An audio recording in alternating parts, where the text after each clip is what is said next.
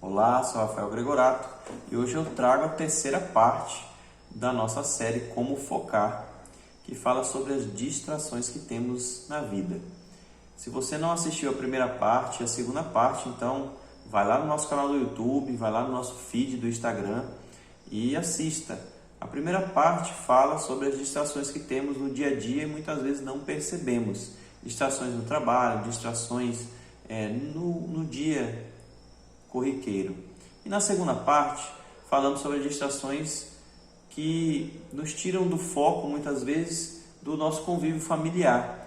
Aquilo que nos distrai nas próprias pessoas que estão convivendo conosco, morando no mesmo teto.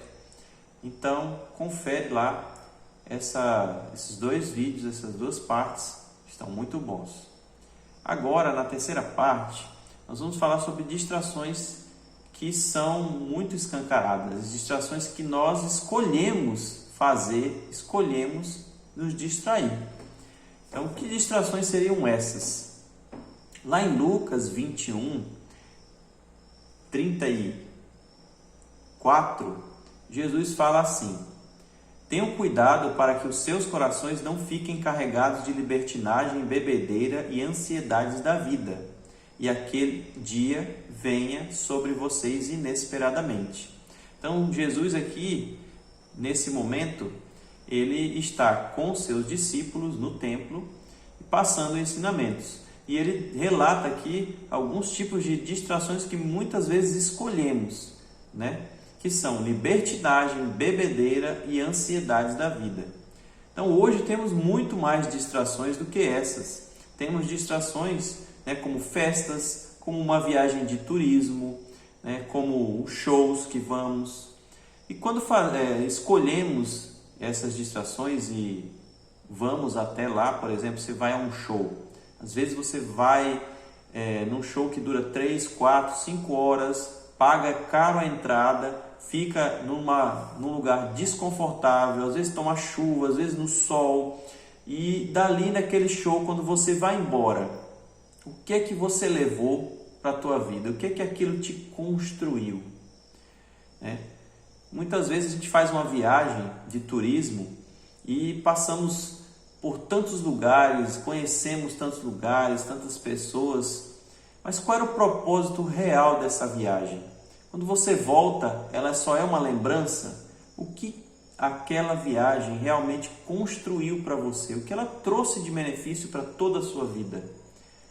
Cabe analisar isso, E Deus ainda, por intermédio de Jesus, relata o seguinte: que aquele dia venha sobre vocês inesperadamente.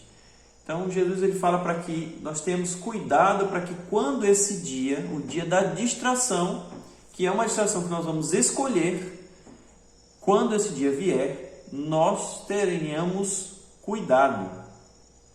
No 35, ele afirma aqui: porque ele virá sobre todos os que vivem na face de toda a terra.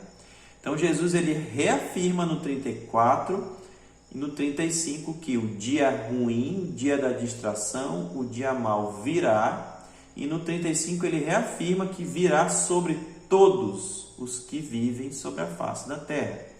Então, tenhamos cuidado. No 36, Jesus diz assim: estejam sempre atentos e orem para que vocês possam escapar de tudo que está para acontecer e estar de pé diante do Filho do Homem.